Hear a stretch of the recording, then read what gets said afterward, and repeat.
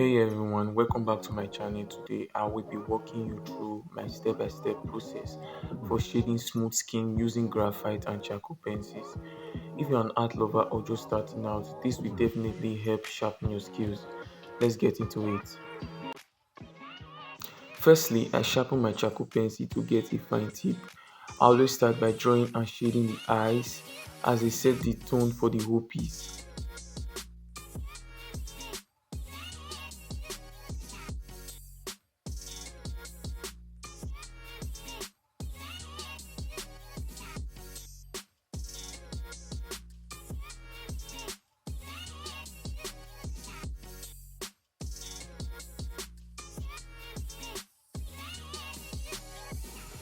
Once the eyes are done, I move on to shading the face. My usual method is to focus on the darker areas using graphite pencil, typically 4B, 5B or 6B. This helps me add depth and contrast. When blending charcoal powder, I know exactly where to soften the shading for smooth transition. For blending, I use blending storms, sometimes a cutting board if available, especially for small or detailed areas. It helps avoid smudging while keeping edges clean. Also, don't forget to clean your grid lines before shading. Pressing too hard when drawing grid lines can leave marks that won't blend well later. Always lighten or erase grid lines so they don't interfere with your shading.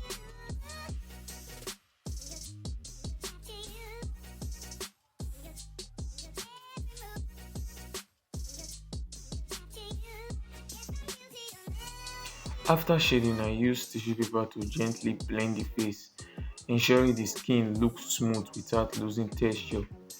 I apply the same shading and blending techniques on the nose and darker areas using charcoal powder to create more depth and realism.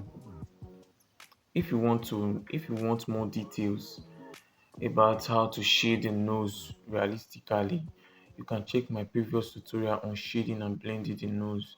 I made it very simple and I and I made sure it was understandable. You can check my previous tutorial.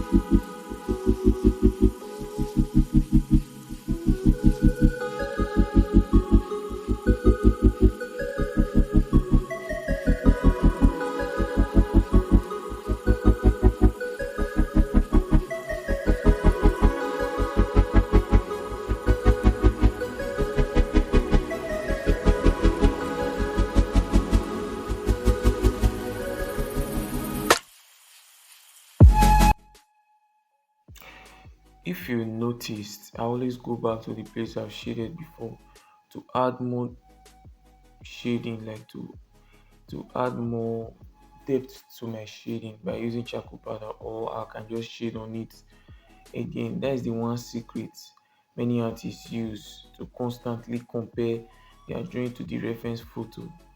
This helps spot mistake early, allowing you to correct them by adding more shading or highlight, which ultimately improves the accuracy and depth of your work. So it's advisable to always take note of that. Always compare your reference photo and your drawing. Um, at the end of the video, like at the end of the video, I went back to that drawing to make sure I get exactly, not exact, not 100% exact image of the reference photo, but I make sure to add more depth, more shadows, like more shading to this drawing. Because if you don't do such a thing, your drawing will look pale and it will look as if it is missing in the shadows, not even highlight, because your drawing itself is already highlight itself. Your drawing need more contrast, more darker areas.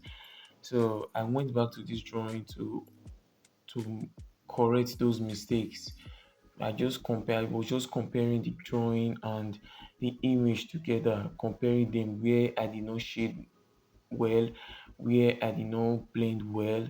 So that's how I did it. I continued for a long time till I got the the result of the drawing, the result of what you saw at the beginning. That's what I did. So it's always advisable to take notes and make sure to take that into heart, to always apply that method. Always check your drawing, compare it with your reference photo to know whether you're on track or whether you are missing, or whether your drawing is leaving the resemblance of your reference photo.